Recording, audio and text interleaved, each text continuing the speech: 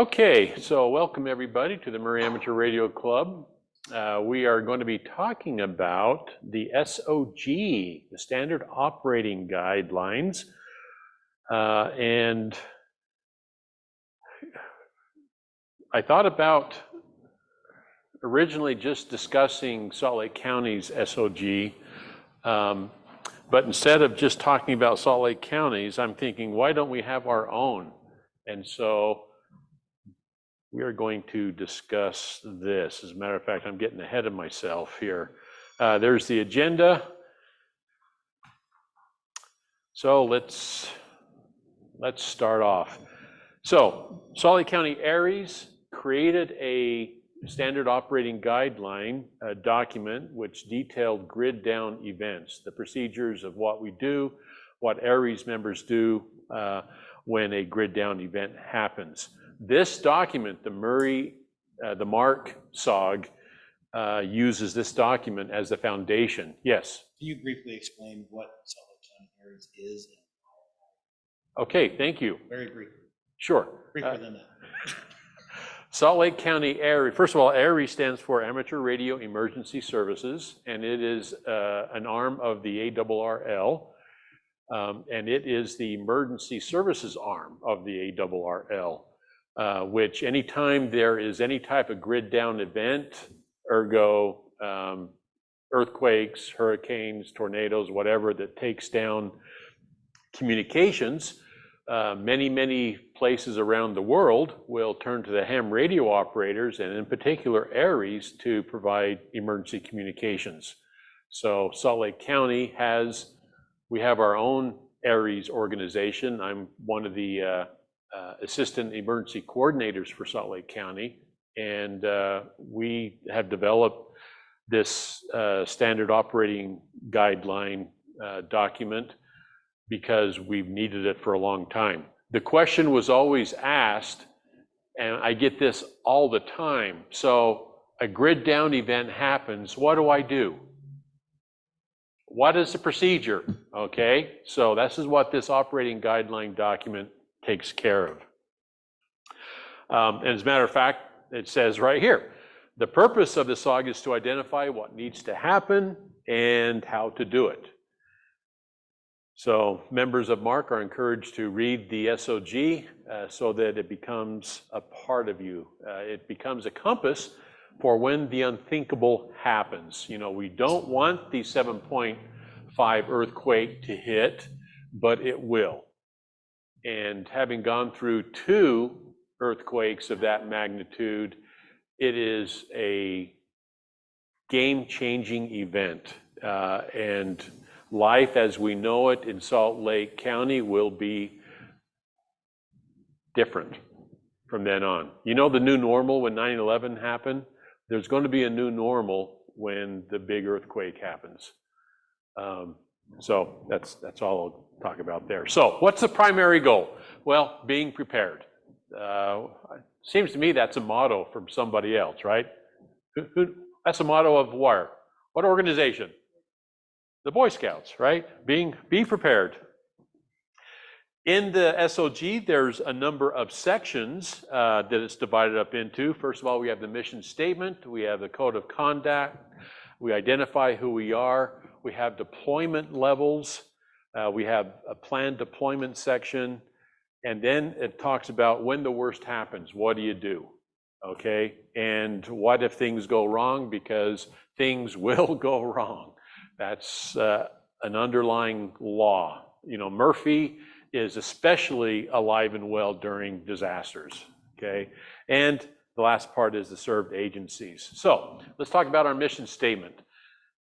To promote, train, offer public service, and socialize amateur radio in our Utah community. And by the way, as we're going through this SOG, I would like a conversation. If you see something that you think needs to be added or taken away, this is a living document, and it is not written in concrete right now. The latest version of the SOG is actually in this presentation, because I took the MARC SOG, and as I'm making this presentation, I changed a few things, okay? So if you want things changed, you guys are in the position to make it happen, okay? This needs to be for everybody. And with the mission statement and also the code of conduct, I did also take a couple things out of our bylaws for the Marine Amateur Radio Club. And that's the second section is directly from our bylaws. MARC is and always and shall always be held as a public service, not for profit organization dedicated to serve the community in which it functions, and 2, work as a volunteer group without compensation to its members or officers for any and all services provided. So far, are we okay with that mission statement? Yeah. I was wondering what the group would feel like is taking this to say our club is designed to help other amateur radio operators develop their skill instead of craft of amateur radios and to provide communication technology. That's an idea. That's what you're asking for. Skill instead of craft is what you're suggesting. I will take, this is being recorded, I'm going to take note of that and see if I can incorporate that. Yeah. Yeah.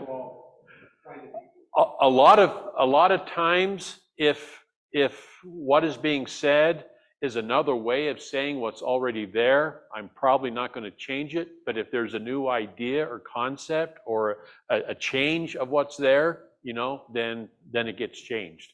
And so I will take a look at that. And so consequently, when you're volunteering information, could you talk into the microphone so I can record it, okay? I'm not hearing anything that I haven't needed, but we confirmed we've the audio is working. Yeah. Okay, next part is the code of conduct. What does the public expect of the Marine Amateur Radio Club? MARC members are highly visible members of the amateur radio community, especially when we do parades and stuff like that, right? As such, we represent the entire amateur radio community to the public and to the agencies we serve. We are only as good as how the public perceives us, okay? And if the public perceives us as a hodgepodge group of rank amateurs, which is different from amateur radio, then we'll be treated accordingly. The following guidelines apply to all MARC members and should be adhered to when participating in training events, responding to disasters, or whenever we are working with served agencies or anytime MARC is being represented. Just like, you know, you should be on your good behavior when you're at your work, when you go out to a restaurant, what you do after work on these business meetings, right, reflects on what your work is, you know, and, or at least it should. So how people perceive you is, you know, reflects on MARC, the organization that you're representing. We are not policy makers. We are not decision makers. We are not incident commanders. We are highly skilled communicators. That's the goal here. Our priority during any incident is accurately and efficiently passing information from one source to another. That is really our only goal. And as such, there's 8 things that we need to follow. Did you have a question? I was going to say, we don't editorialize on our messages. We want the message that is received to be the same as the message that is sent.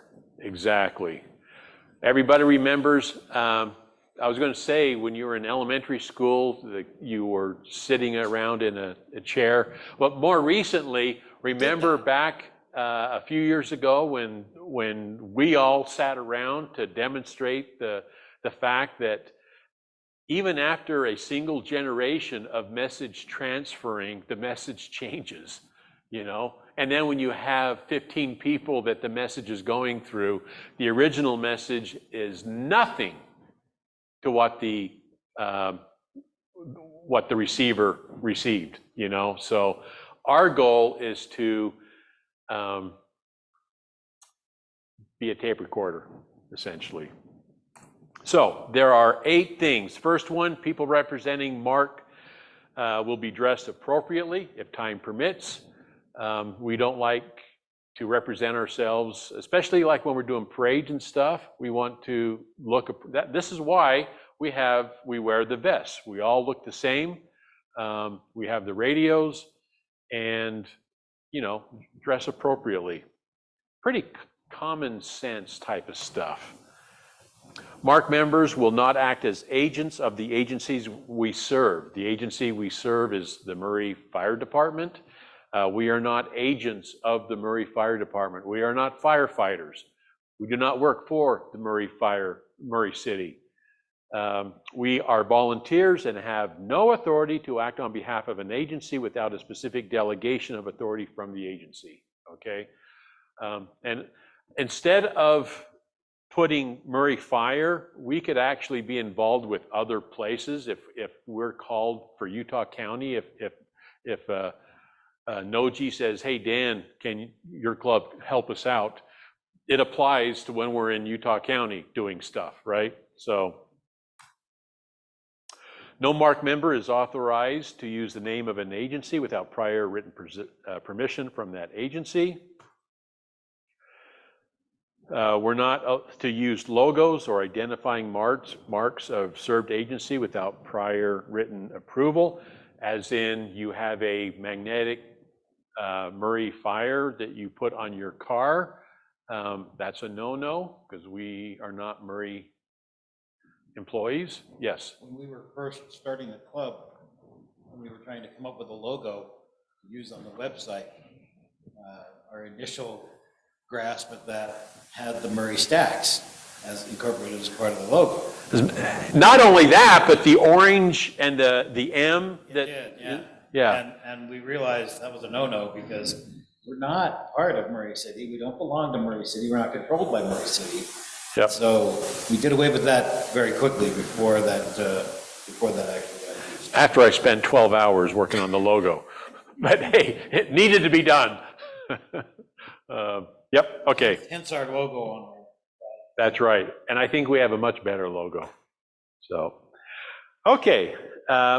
This is important. MARC members are to provide communication services only. This is our wheelhouse.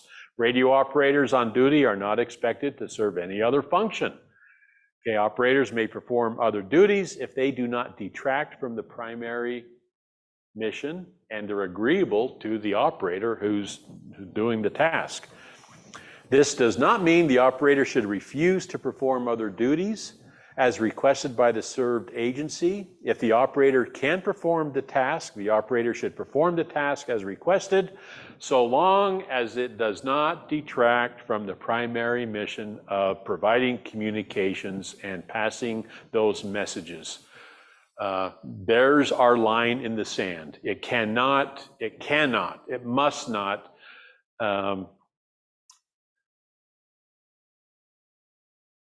what's the right word I'm looking for? Impact the primary mission, yes. What's Star Trek's primary, Prime directive? our prime directive is communications, okay? Everything else is secondary. No policy or guideline can substitute for good judgment. Wow. I wish this was used in all facets of life. All MARC members must use common sense in fulfilling their duties, and this is talked about in the next 2. Number 7, nothing in this SOG or any other MARC guide should serve to limit the actions of an operator who is on site and best able to assess the prevailing conditions. You must use your common sense. If your common sense tells you to do something, that's what you probably need to be doing, okay? Yeah.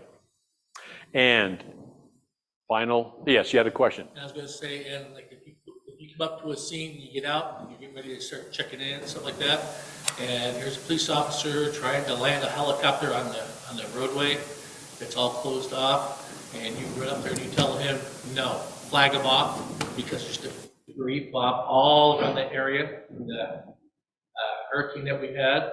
Yep. Downtown, whatever that was again. So that would be allowed, right? We need to be smart about this stuff, right? So, So, So in other words, you could see all the fobs sitting there, getting collected, and getting thrown around. yeah, Big sheets of metal were out there, and other different things. you could say something, but it's not as part of your position as radio operator. Yeah. So one place that addresses this or is addressed by this, when we did our CERT training last year, in our evaluation, we were basically lumped into a group where we had probably 10 operators, radio operators, and about 10 or 12 non-radio operator people that were involved. And Sherwood, who is a radio operator, was first on scene and so became the incident commander as far as his responsibilities to CERT go. He was also trying to run the radio for the command post and the medical team. And he did a good job, as good as could be expected, but it would have been better had, when the next person showed up, he said, you're the incident commander now, I'm the communications guy. So that would have been a smarter way to go. But at the time, we did not consider that because we weren't thinking about that. yep. Things we learned, huh? We learned. We learned a few things during that, We learned a few things in that. which reminds me, we need to get Murray City to start doing another CERT class. That is a fun thing to go through. Okay, all media inquiries, including but not limited to news outlets and social media, will be referred to the agency's PIO. What's the PIO? Public information. Public Information Officer. Salt Lake County ARES has a PIO for Salt Lake County. So when there's any type of issues with any media, we send all of that to our PIO. And he's the one who interfaces with the media. We do not have a PIO. That's not to say that we shouldn't have one. And I think it might be a good idea to have a PIO. But if we did have one, then our PIO still is not authorized to give information about the agency's involvement, okay? Yeah, so this is why it's important that we understand if KSL comes to us and says, what are you doing? Says, we're providing communications for Murray City. And then they says, well, what exactly are you doing? And then you refer them to the Murray City Fire PIO, okay? That's their job, okay? We just provide communications. Okay, so that's 8 pieces of the code of conduct. Now, let's talk about who we are. You know, part of knowing where you want to go in life is knowing where you're at now and who you are now, so that you can develop. So, who we are. Members of the Murray Amateur Radio Club are amateur radio operators, also known as hams or ham radio operators, who are qualified or becoming qualified individuals that have dedicated many hours to acquiring, building, and practicing their craft to provide effective communications during an event, from a simple parade to a major disaster. That's really what it's all about. And I think correct me if I'm wrong, but isn't any activity that we do really a practice session? Even our weekly nets, a practice session for a grid down event or some event where we are called upon? You know, understanding how many of us have run a net? By a raise of hands. Okay, we have 1, 2, 3, 4, 5, 6, 7. And I know Paul has and Dave has, so there's 9 of us that have, and Sherwood has, absolutely. As a matter of fact, most members of MARC have, because that's one of the things that we've trained on, is how to become a net control operator. Why do we do that? Who has an idea of why? I don't like assigning one person to be net control. I want to have everybody involved. What do you think? Practice makes perfect. Yeah? But why do I have everybody do it instead of just you? Everybody needs to practice it so they can become perfect. Yes, yes. Because the other persons may not be available, Right? and that way you have more people that can become a net operator and so they're run efficiently. Yep, excellent. This is an aside. Paul is saying that there's an issue with the audio when someone else in the room speaks. It's like an ADC kicks in, and then when you talk again, it's like super loud in his headphones. Okay, ADC for the mic. so let me turn mine down a little bit. And that is turned off. I'm going to mute him.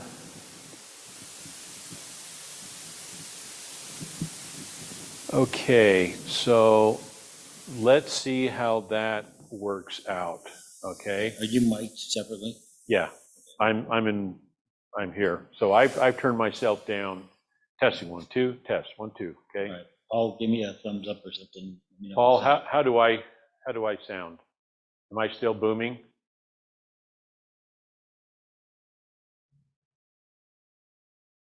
Is he? he's on the Zoom. He's on Zoom? Yeah. Well, I should be able to hear him. Paul? Sheesh. Can you say something, Paul? Yeah, I wasn't able to unmute there for a second. Okay. It's when it's coming off someone. Okay, no, I can see him talking. I got to see where. Oh, this is right here. Okay, go ahead and say something, Paul. Something. Can you hear me?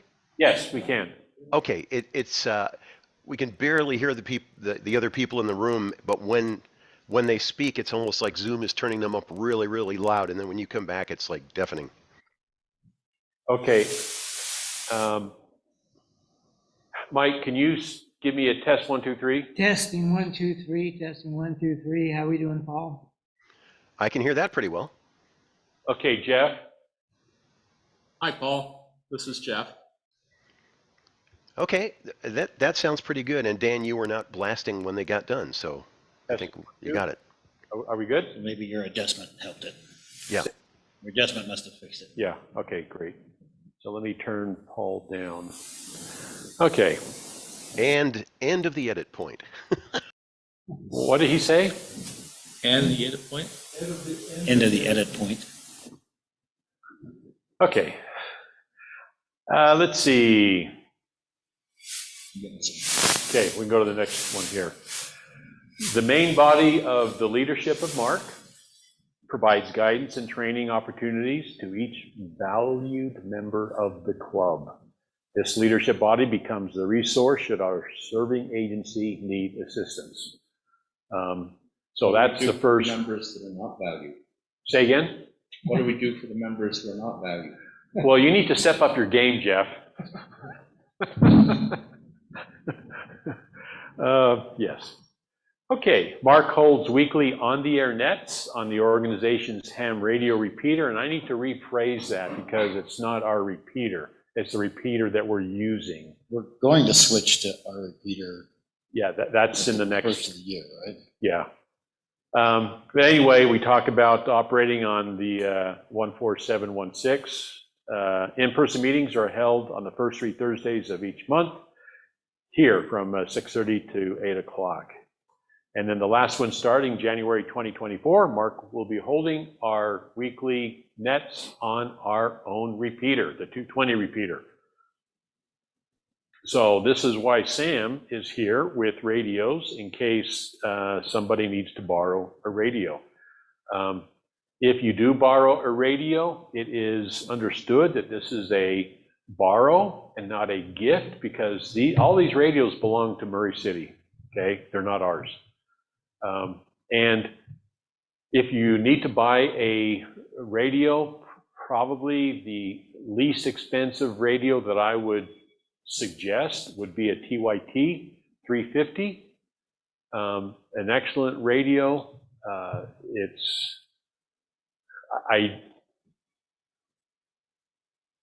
That would be the lowest common denominator that I would suggest. We have a lot of problems with the other radios that are really, really inexpensive.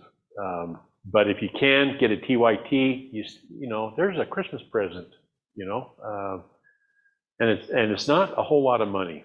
TYTs are available for around $72, I think. How much was it? About $72. 70, on yeah. Let'sGetReady.com. Yeah. Amazon 7190.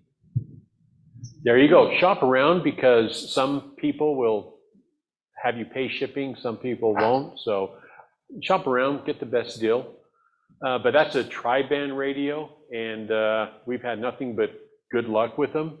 And they're pretty clean on the signal side. They don't do what other radios do, and really are not supposed to be transmitted because of the harmonics that it sends off.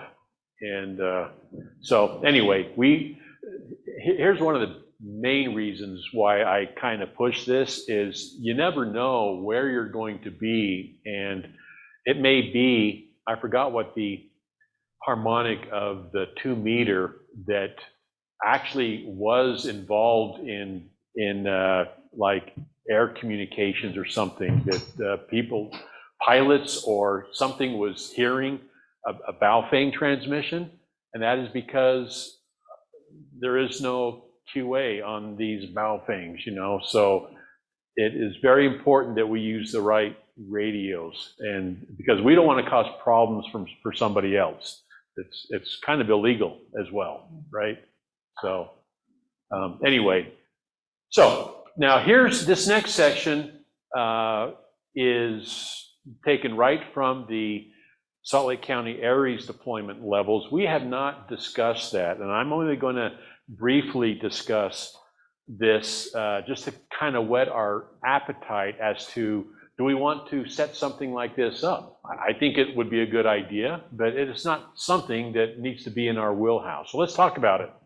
And even though I said MARC has developed, again, this came from, replace MARC with Salt Lake County ARES, okay?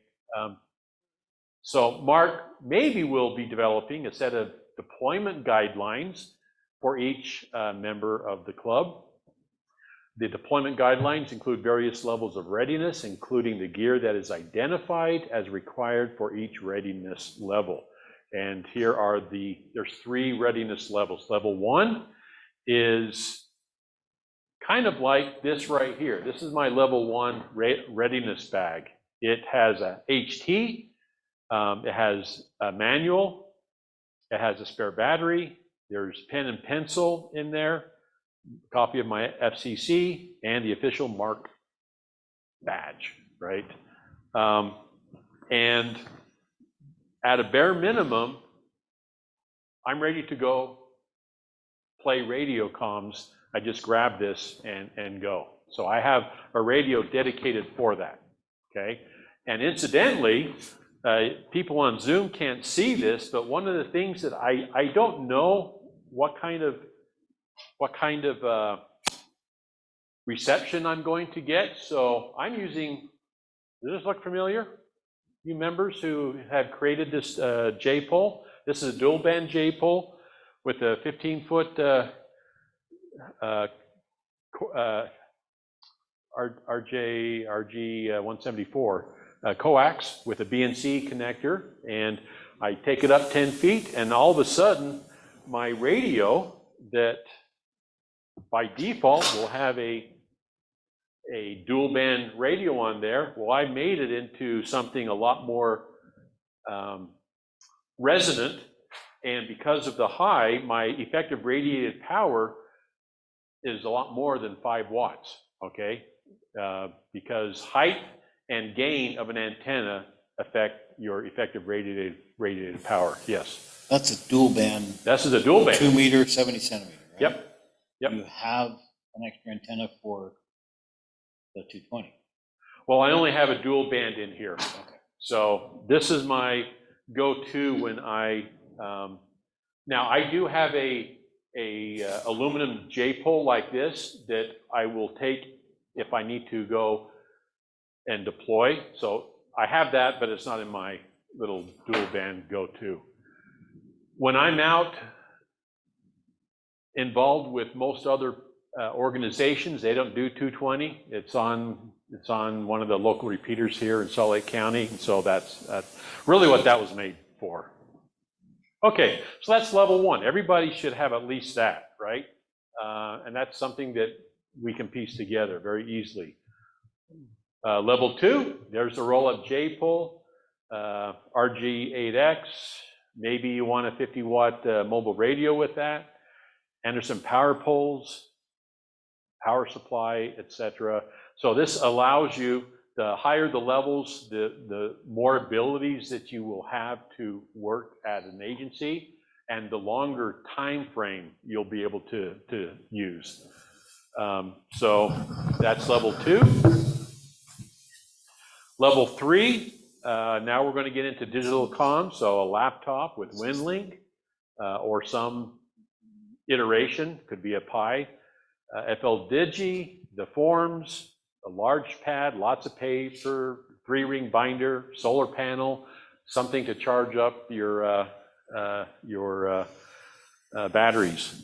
I have a question. Yes. On level 2, we put V-Star mobile. People need V-Star here. That was on this one here, right? Yeah. This was taken from the Salt Lake County ARES, and we have started a partnership with the IHC hospitals, and they are doing D-Star. So that is why we have D-Star there. So when we do this for Murray, we may specify a 220 radio or something like that. Right. Right. Okay, any questions on the levels? There's only 3 that's been identified. Is that a good idea to make that part of MARC or not? I think it is. It's kind of, Dan, I have a question. Yeah, go ahead. How much of this was taken from the ARES task book? And the other thing is, would it be wise to take some of the FEMA class to go along with this? Okay, so this document was taken right from the Salt Lake County ARES SOG, and that was written in consideration of the books that we have for FEMA and that type of stuff. So it's a good idea. Anybody who wants to become involved with ARES should anyway be involved with the FEMA classes and start being certified going through that. But that's not a requirement for MARC. You know, the more information that you gather, the more qualifications you can put underneath your belt, the more valuable you become, you know. And if you are the operator, and there's nothing wrong with this, let me repeat, there's nothing wrong with being the operator who only talks on the net on Sunday and nothing else, okay? There's nothing wrong with that. You're just not going to be utilized for help somewhere else, okay? If you have a desire to be part of the help that's involved, then yes, with responsibility comes training and, you know, all the stuff that you have to do to be qualified. So that's why Salt Lake County ARES, we have the ID badges that has a QR code on there that any agencies can scan and see information about you, okay? And we don't have that here at MARC. These are our ID badges. We could consider creating an ID badge like we have for Salt Lake County ARES. I don't think that's necessary, but that's a club decision, you know? That's an extra expense. that, you know, it's $15 for a nice ID badge. If that's something that people want to do, I'm all in, you know, if that's what we want to do, that's fine. Yes, Jan. So I'm just thinking, you know, we call these deployment levels. Maybe we ought to think about having a number of what we would consider to be like a minimum equipment list, or like a level of a go kit that you might have, Right. rather than talking about deployment levels, because we're not necessarily going to be deployed. But if people want to be able to interoperate with us, there's a minimum type of equipment or amount of equipment that they should have, right? So I'm just trying to think of different ways to word this to essentially say the same thing, but not necessarily in those terms, right? One thing that I would like to do, and I like your suggestion there, I'm going to send a copy of the SOG to anybody who wants it, and to do your own markups and that type of stuff, and then email it back to me, because I would like to see what everybody has to say about that. Again, this is a living document. There's nothing in stone other than a couple things that are in our corporate docs, right? That, In our bylaws. yeah, bylaws and stuff. So, okay, so those are the deployment levels. And with that, we have this planned deployment section. We haven't done so, but here's an idea. Should we plan and develop at least 2 exercises during the year? These exercises will require members of MARC to gather their equipment and go to designated locations to set up their equipment and be ready to receive and transmit exercise messages. There are many opportunities throughout the summer months for public service events. People can think of a couple of them. Utah SAG is one, and it's listed here. But there's all kinds of things that you can do. How many people have been involved with Utah SAG, or like the Salt Flats 100 or the Wasatch 100, any of those public service events? Once you do it, it's like meth, man. It's a lot of fun. It is addicting. Ragnar and I, we ride our motorcycles. We have ham radios on our motorcycles, and I don't know who has more. Well, actually, I know who has more fun. I have more fun. I have no idea why the bicyclists are doing, or the runners are doing what they do, but we have a good time, don't we, Ragnar? People at the aid stations during the Wasatch 100, I am at Decker Canyon, and have been doing that for years. And I tell you what, if you have a chance, come join me, you know, and see what kind of fun we can have. It's amazing. Again, why do we do this? Practice, practice, practice. What we do in an emergency will be how we practiced, okay? So we did do an exercise like that. I know we've done it once, where teams of 2 operators went out to various locations in the city and made sure that we could communicate back to the EOC. And I know we did that one time. I would love to see us do that. It's been a long time. It's been a long time. I would love to see us do that more regularly. I know we do our parade every year, and that, I don't know if that really counts as that kind of an exercise event, but it could count, I guess. Sure. We have our go kits. We're doing something like that. We're deployed. Sure. We're Yeah. doing something, right? So, but I think it would be a wise thing to actually have a couple of deployments a year where we are doing it just as a club, and no one knows what is going on except us, right? and we have done the shakeout before. Yeah. In fact, I think Murray or Utah was doing the shakeout in April, but it's also happening today. So if anybody is interested in Get on WinLink. getting on there and doing something, there's information on Yep. getting on doing it. So Okay, so we've come to the crescendo. This is where it all leads to. When the worst happens, what do we do?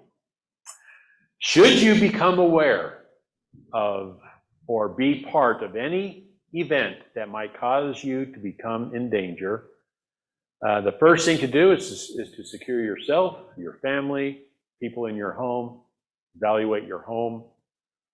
What's the one thing that I tell people to do after you make sure you're okay, you're not bleeding out, everybody in your household is okay? What's the first thing that you do after that? Turn on your radio. Before you turn your radio on. Get your guns. Before you get your gun. Open the safe room. No. And number two. No, this is recorded. Cut that out. What you need to do is to turn your water off from the outside, okay? You need to save the water that's in your home. There's a few gallons in your pipes that will be sucked out if you do not turn your main water off. Or you'll get contaminated water coming in, okay? You need to isolate your home. You do that after everything else is, even before you turn your radio on. Water at this point, after a 7 point whatever earthquake, it becomes more valuable than gold. Shut your gas off too. Okay? No, No, absolutely they actually not. don't recommend that. When do you shut your gas off? You smell gas, Smell or you're or instructed to do so. say again? Fire. I There's already a fire. a fire. Here, if you hear, sorry. Is that Couple of speakers, maybe. okay? Let's turn that down a little bit. If you're instructed to do so by emergency services. Yeah, the worst thing you can do is turn your gas off when your gas does not need to be turned off. Okay? Only turn it off when you have an active, as a matter of fact, even in an active fire, the only two criteria is when you hear it, when you smell it, turn your gas off. Okay? Your water heater should already be situated so it doesn't fall over, because that's the number one cause of house fires after an earthquake, is our gas water heater falls over. So, okay, we kind of went down a rabbit hole on that one. First thing to do is secure your family, right?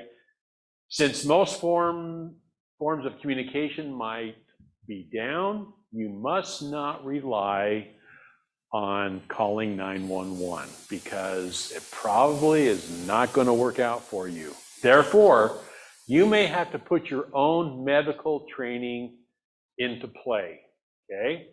You're not going to be able to call your neighbors because they're dealing with their own emergency, you know? This is why we do CERT. This is why we have Red Cross come in and do Stop the Bleed presentations. This is why we do this type of stuff, so that we can rely on ourselves, because that's the only people that are here to help after the earthquake, okay, is ourselves, okay?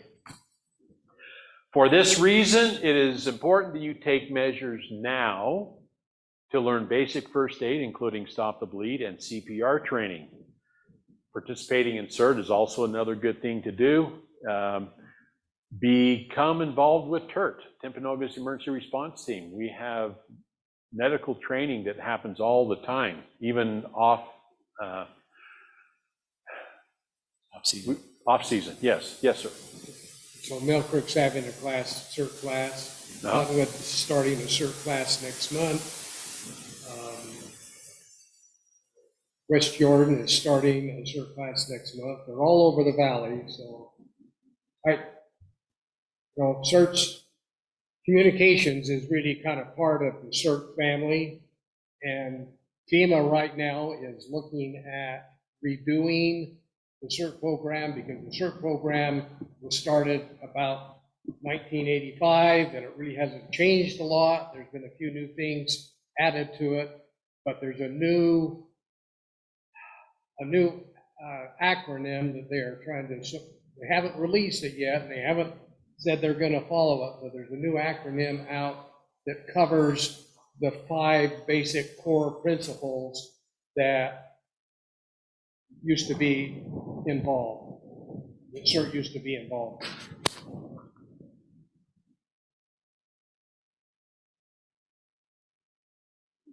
I think the acronym is HIPTS. HIPTS. Yeah. Ham radio is better than CERT. No, this is.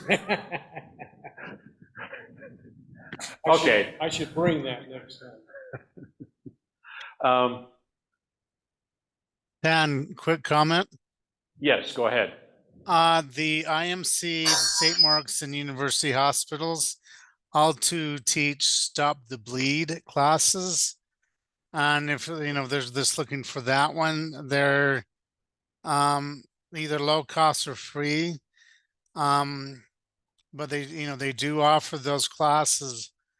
Just go onto their websites. I don't know what other hospitals teach Stop the Bleed. If it's something, if some of the people want to take. There's another resource. Thank you, Dave. And I enjoy going to IMC Stop the Bleed class. We have lots of fun doing that. Where are we sitting right now? Fire department. They will, all I got to do is give a phone call to Nick, and the next week or two, they would be happy to come down and teach Stop the Bleed and CPR. So I think that's worth doing. We have the resources. Obviously, we have IHC in our back door there as well. So we ought to. You can't have too much training, okay? As a matter of fact, I was working at McCady Hospital. This is in 1979. I was a orthopedic nursing attendant. I was an EMT, so I was also had the opportunity of being on the crash team. And anytime someone coded, they would call, code 5000 in the room number. So one of my jobs is to go out there and help with the code. And whether that's giving CPR, whether that's bagging, whether that's whatever the doctor wants you to do, right? And I mean, I've been involved with doing tracheotomies. Fun stuff if you're into that kind of stuff. Anyway, we had a code on the cardio section of the hospital. Lady about 90 years old, 89 years old. She coded. We were doing CPR, and a cardiologist, her cardiologist, was there, and he asked. Now, McCady Hospital is right across the street from Weber State University. They are a teaching hospital, so there are student nurses galore there in the hospital. So he asked one of the student nurses. He just generally says, "Who would like to do CPR?" This is kind of like actual training, right, on a real person. And a guy about probably 6'2", 6'3", 200 pounds, he says, "Yeah, I'll do it." So he straddles the lady. He did everything he was supposed to do right up until he went down about 4 or 5 inches. And I was standing 15 feet away, okay? And I could hear every rib in her body break, okay? This is why you need training, okay? Practice makes perfect. And I know that was a morbid example, but it kind of brings the point across. Practice makes perfect. If you don't practice our art, bad things can happen, okay? Okay, if you and your household are relatively uninjured, then as a ham radio operator who has previously decided to be part of the bigger picture and wanted to be part of the solution, you will take your radio and tune it to the MARC main repeater frequency of 22396. Okay, that's our repeater. And make a general announcement indicating that you are listening for and checking to see if the repeater is working. How do we know if the repeater is working? You'll hear the tones come back. The repeater talks back to you, huh? Exactly. If you receive a squelch tell from the repeater, then stand by for others to join. If no squelch tell is heard, then you can assume that there's an issue with the repeater. It's on a 200-foot tower. They think it's earthquake proof, but they don't know. That tower's been there for a long time. And so that, yeah. what was earthquake proof when it was built may be different now. So let's see, who has a coin? You know, here's the deal. Will it be up? And you'll never know. I'm not going to tell you. So we don't know. So it may or may not be up. So what happens if the repeater is down? Oh my goodness. Simplex.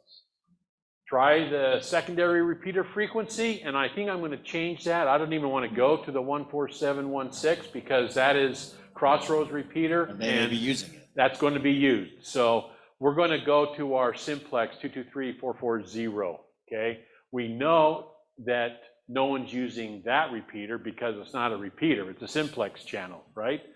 And because it's 220, we should be able to hear anybody in the valley using a moderate radio to do that, especially in Murray. So we are looking to, and I've been working with Nick to see if we can finagle another repeater in our shack there, get a 440 repeater in there. We already have the repeater. We need space to do that, and antenna and heliacs and all the fun stuff. Yes. I do have a 440 repeater. I do have the frequencies and controller and everything. We can do that. That you'd be willing to donate to the Murray Amateur Radio Club? You think so? Yeah. Let's talk. It's still under my name for the repeater frequencies. So. Yeah. Okay. So on that, you mentioned putting that in the same basket of eggs as the 220 repeater. Should we consider putting that repeater at the EOC instead? Possibly, and because we now have possible 2 400 megahertz repeaters, one on the east side. one needs to go with the 220 because it's also going to be a control radio for the 220, so that we can turn off. We want to put that repeater and hook it, just like the intertie, hook it to all the other 220 repeaters. So if you're talking to our repeater, you're talking to the one on Lake Mountain and Ensign Peak and that kind of stuff. So This is part of the Mountain West yeah. 220 network, right? Yep.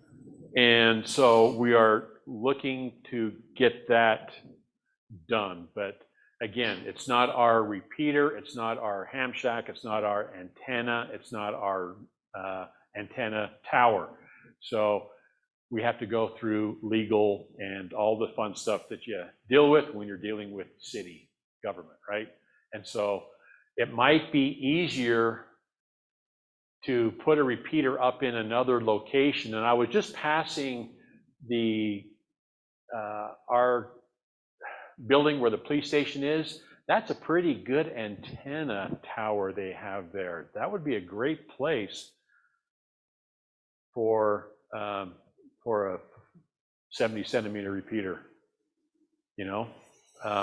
And it gets it off that tower there.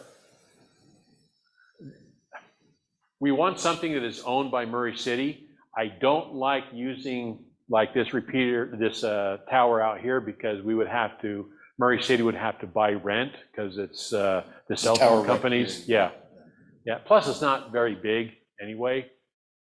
There's a short tower at the Station 83, but I don't know if that's a big enough tower for what we're talking about we want to do, so. Yeah, 83 is also kind of lower elevation anyway. So I amongst all of them, I like the courthouse the best. That has the highest tower on there. So I got to talk with my friend, Mayor Brett Hells, and see if I can wink a couple times towards his direction and say, what can you do for us? Anyway, so regardless, we go to a secondary frequency, make calls on the, whether it's the repeater or the simplex every 15 minutes, starting at the top of the hour, 15, 30, 45, and 00. Once several members of MARC are on frequency, start a net and gather names. Do not wait for anyone to start the net. You start the net. This is why I want everybody to be well-versed in being net control, because you may be net control during a very bad time in Murray City's life, right? And so the more people can do that, the better. Each radio that you should have the MARC standard load installed. This will give you the best possible way of contacting other hams and getting necessary help and providing information. Information is going to be key. We will need to know, Salt Lake County ARES will need to know where the hotspots are, okay? And this is how we're going to do it. The load is kept current on the murrayarc.org website. We do have the load there, right? Yes, there's a specific page if you want to put the full URL to the standard load. Okay. Okay. And this is in yellow because it's not being included right off the moment, because I'm working with Nick, and I've asked Nick, who is the Murray City Emergency Manager, who is our liaison, on what does Murray City Fire want Murray Amateur Radio Club to do. That's what goes here, okay? So if the agency that you serve utilizes a safe neighborhood program, Murray City does not, then proceed to your agency's protocol. Let's see, in case communications are down for Murray Fire, and that will have already been started. We've done that in the previous page there. During this net, those that can help with assisting Murray Fire to provide communications via ham radio will be instructed where to meet and who to contact. The EOC, that's station 83, will be manned by someone from MARC to work in the radio room.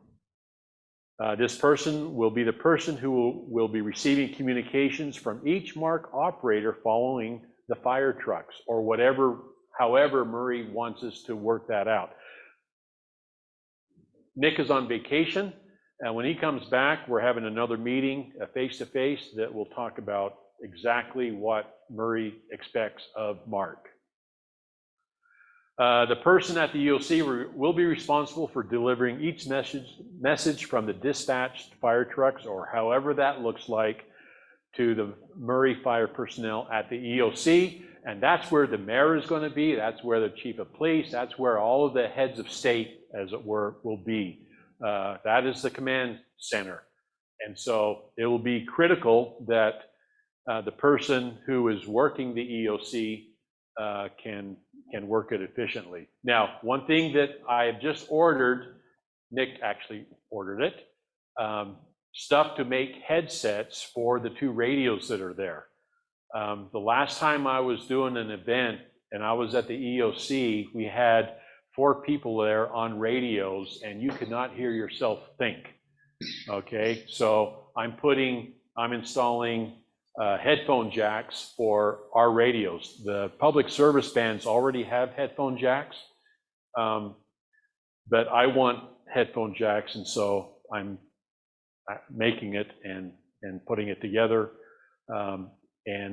So we'll be able to hear the conversations. You'll still be required to use the microphone that's on the ham radios there. We're not spending the money for a noise canceling mic and that type of stuff. That wasn't the problem. The problem was hearing, okay? So the headphones is just going to be like you're plugging in the back of your mobile radio that's there, and listen only, and then you talk with the microphone. It's a simple yet elegant design, right? And it'll work great. If you have other duties like church or the American Red Cross or your own family responsibilities, then continue with them. Regardless, let others know on the net that you have to leave, and say your 73s before you go. We need to know that you need to check out. Yeah, don't just disappear, because then people will start worrying about you, Yeah, even though you might be fine. that's Sure you cleared the net. that's just as important of letting people know you're on the net is when you're leaving the net. Okay. So, what if things go wrong? Do you think things will go wrong? Sounds like it. Yes. In the world we live in, the best plans often go astray, especially during emergencies. They will go astray. Equipment failures are the most common. Second is misplaced cables. And third, am I where I'm supposed to be? As far as equipment failures go, redundancy is the key. This is what I show my wife anytime she asks me about my 38 radios. She says, look, I have to have these because... Did you get rid of some radios? 35. Yeah. 3 is 2, 2 is 1, and 1 is none. Okay? Good to have backups. Using bags with labels and a list of what's inside is a good standard practice to keep your small items in. Your cables. You know, I went to, I can't remember where I saw it, but wherever this place was, they had about 18-inch or 14-inch by 4 or 5-inch zip-up containers that was a heavy-duty material that was made to put your pot and pans in. And I bought them out because that's where I put my coax cables. It's a perfect size for that, and it zips it up, and I have a place, and I have about 4 or 5 of those things that allow me to keep all that stuff together. When you're dealing with a chaotic event, you want to keep things simple. You want to know that, oh, I need that, I need that, I need that. Instead of looking around and, oh, here's a 10-foot coil here. Oh, I know I have another 15-foot coax somewhere. You know, that's not going to fly. Keeping things together, keeping it organized. Verify your location. Ask somebody that is already present where you belong and where you can set up. This is really specifically, case in point, when you're doing public service events, non-emergency type of stuff. Knowing where to set up is kind of a good thing. I've been hit by that. I was set up in the wrong spot, and it wasn't until after the event started where I realized how bad it was going to be. We may do, but had I asked somebody beforehand, I would have not had to deal with that. So, yes. Another example, a few years ago at the Bike MS, I had arrived at my designated location and was getting set up, and I realized there was nobody else there, and then discovered that there was a funeral at that church that day, and so at the last minute they had decided to move us to a different place, and that information didn't get communicated to me. And fortunately, I was able to get the correct location from net control and get to the right location before any riders got there. But it was very unnerving to be the first one on the scene and realize that nothing that you expected to be there was there. And you think this shouldn't happen very often? You think it shouldn't happen, but it a lot. does. Yes. Yep. My last Salt Flats 100 was a similar situation, but I get there early enough where I can fix stuff, right? Anyway, weather is an unknown factor. You never know what the weather is going to do when the event happens, so be aware. Monitor the frequencies. You have your standard load. It has all of the weather channels on there. Also, be aware of the weather while you're there. Don't assume that the guy on 162 2.550 knows what the weather is right above your head, you know? Because it can be very different. So be aware, you know, again, common sense. Our served agency, Murray Fire Department. There's Nick, his email address, and I don't know if he wants me to give his phone number. Too late. But there it is. Okay, we'll change it. So, if you want a copy of the SOG, well, there it is. Okay, you got a picture of it? Okay, Can I good. take the TV with me? So I will send this out to anybody who wants it. And my suggestion is on the section where you want to modify, some people will go ahead and just delete the entire section and just put your comments in there. That works for me.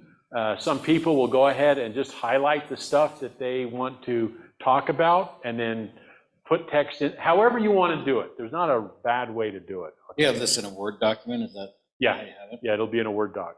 If you wanted to put it in a Google document, you can give people a commenters link, and then they can change text and make comments, and you'll be able to visually see what those changes were. I don't know if that, I think Word probably has a similar functionality. Yes, you can add, and I would like to keep it in Word because Google Docs does not play nice on things within the Word doc. And I would rather not have to type everything. I'd like to copy and paste. So there may be a facility to do that. There probably is a way to do that same thing with Word. And I know there is a web-based version of Word that people can use for free. So don't let the fact that it's in Word stop you from doing something with it. Another thing I'd recommend too is having the original copy that they cannot change, and then have another copy that is changeable. Dan has a copy that they can't change, right? So Yeah. But if you're posting it up there for other people to see it and read it. I want people to change the heck out of the copy that they have, okay? However they decide to get me the information, whether that's putting comments in there or doing like I said. Yes, sir. Good idea. You can see other people's comments too, that triggers some ideas. yeah, So let me, I think we can do that with Word. let's do Let me this. look at it. Let's do this. I'm willing to, I'm going to send the document to Jan. Jan, if you can put it Figure out a way to do into that. Google and disseminate it out to everybody. Well, I think Word has the same type of functionality. Can you put it on our website? There's no reason why we can't. That way it's already, we know how to get to that. Well, You can, we can put a link to it. Yeah. We'll have a page that says this is what it is and what we're doing. And then I'll have a link to the online version. I'll figure out how to do it with Word online. I know there's a way to do it, so. even if not, then let's just do it in Google and I'll make the appropriate changes on myself. So, yeah, don't worry about that. So let's just do it in Google Docs. I'll send you the Word doc though, and you can do your magic. So just so everybody knows, and you guys are having a first look at the new standard load for Salt Lake County ARES. This is just now being revised. And as you can see, channels 1 through 25 still are personal, so you can put whatever you want to on there. 26 through 40 is the club use, and these are the frequencies that we have in there for the club. And so when we say in this standard operating guideline document, anytime I reference a frequency, I also reference the standard load channel number, okay? And then the name that's on there. So I noted channel 27, which is MARC FD, which is our fire department MARC repeater. So anyway, there's that. Here's a major change. We are moving away in Salt Lake County ARES from the safe neighborhood because it's not a standard anymore. It's being worked on, however, from what I understand. So we have changed all the safe 1 through 34 to city. And so all of the city frequencies, both their appropriate repeaters and the simplex frequencies that they're assigned are shown here. You can see Murray has 2 of them there, the 147,600, which is simplex. That is our simplex frequency for Murray City, and our primary repeater, which is 22396. So that's channel 57. And anyway, all the cities have assigned frequencies. Let's see. Then we have the Salt Lake County Aries section, miscellaneous, races, state and national, LDS, the EOCs, hospital use. This was designed so that channel 128, which is the last one on a Baofeng radio, or any radio that has, and there's a bunch of radios that only can do 128 channels. This is made to get the most important frequencies up in the first 128, okay? And then after that, we have the packet radio, UHP, digital, intertie frequencies, all the NOAA frequencies in the state, and FRS and GMRS frequencies. Plus the Intermountain Intertie connectivity map, and hopefully soon we'll have the 220 interconnectivity map. Also, I do not include Sinbad because that's on the east side of Utah, and you can put that in your personal frequencies if you want to deal with the Sinbad stuff. It may not be a bad idea though to put a map of the Sinbad repeaters. I was thinking a map of the Sinbad would be useful. Yeah. So I'll do that. Any questions? Thank you, everybody. It is. I have one. Yes. Perhaps I could mention that Salt Lake County has a new emergency coordinator. Yep. For the whole county. And should Murray City get inundated to the point that they have to fall back on the county, we may want to add the SLC or the Salt Lake County emergency frequencies along. If all else fails and you can't get this, then we default for these. That might be helpful to add that in there. The procedure is if we need help, then we go to Salt Lake County Aries. Correct. And they then. And that frequency is at the EOC, the jail, correct? Are we talking the same one? The Aries, the primary Aries is 14. I don't know the number, but it's down there by the jail, across the street from the jail. That's the county EOC. That's not Salt Lake County Aries main frequency though. Okay. So there is a frequency for Salt Lake County. Yeah, we are not involved with them right now. Well, you won't be involved with them unless Murray got inundated to the point. We are not going to them when that happens. We go to Salt Lake County Aries and we get support from all the other clubs around there. That's how we're doing it. And we're doing that because Salt Lake County has kind of turned their heads to Salt Lake County Aries, to put it nicely. But there's new management there, okay? So we're going to see how that plays out. And the other thing is, the new management, she was asked what she thinks about the new neighborhood program. They go where? Yeah. She was not right in favor of it. So anyway, those are the two things that I thought might. Nick is involved with meetings all the time with those guys, and so I keep contact with him. Well, it would come through. That would be the NIMS protocol. Yeah.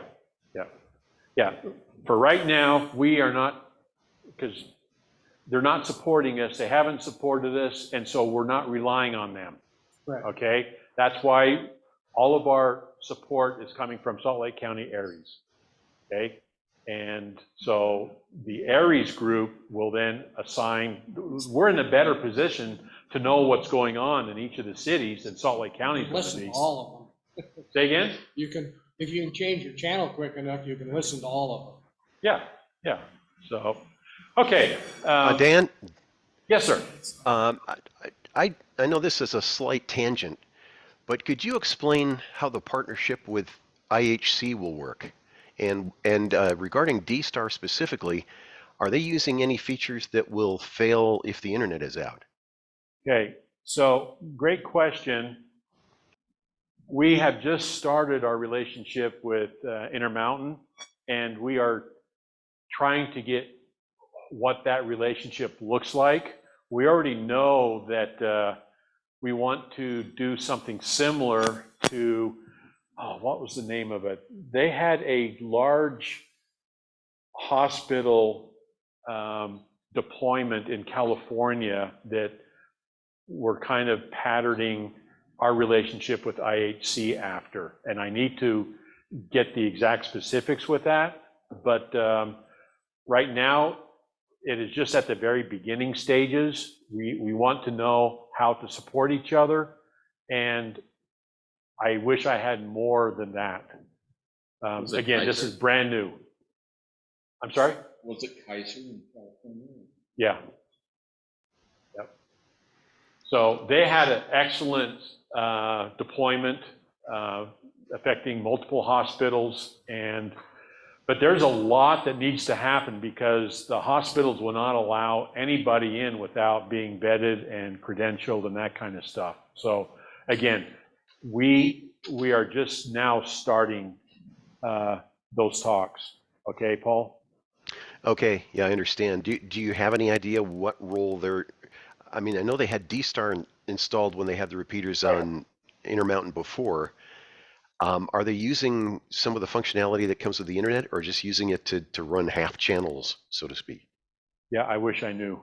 Okay. I do good getting out of bed in the morning. So more to come on that. We are very anxious to know what that will look like, because it'll be a very important relationship that we have. I mean, the main hospital is right on our back door, right? So anyway, any other questions? Okay, one more. Will other hospitals be involved, or is this a I'm sorry? exclusively? Say again? Will other hospitals be included in this network, or is it just IHC? We are starting talks with the Mountain, the other hospital networks. So that is planned. Mountain Star and. Mountain Star, that's what I was thinking of, and yeah. then there's also- Yeah. So our first go is with IHC, and once we get that pattern created, then we want to go to the other hospitals. Okay. Yeah, I think it is a very good thing that we do, but the problem is we don't have enough people. There's not enough ham radio operators to support the hospitals. And that's why I'm very curious to see what this is going to look like, because people need to understand in the big event, People are going to be our most critical resource. our local area is going to be who we have to rely on, right? And we're not going to see an ambulance from IHC for months. It's going to be our own community. So however whatever that looks like. Well, I have to observe that looking at the standard load, I see more frequencies than hams to use them. Yeah, exactly. And that's why, I mean, this is a big problem. So, this is why it's so important that we get as many people on the bandwagon, and hopefully they want to become, if you want to become part of the solution, okay? And it's a determination. I know people personally who would much rather just die and get it over with. I kid you not. I'm sorry? Aren't they the terrorists? No, people who don't want to deal with the lifestyle that will be put for us when the big one hits. And it has to be a big one, right? It has to affect multiple cities at once. 6.0 earthquake, we can deal with that in a weekend, okay? The 7.5, things change, okay? And so, and we know it's going to happen. So anyway, yes, Ragnar. I worked at the same hospital. I remember setting up the antennas. Right? We got called in every time they had a grand exercise. Uh-huh. And that's when the top four didn't really be utilized at our hospital.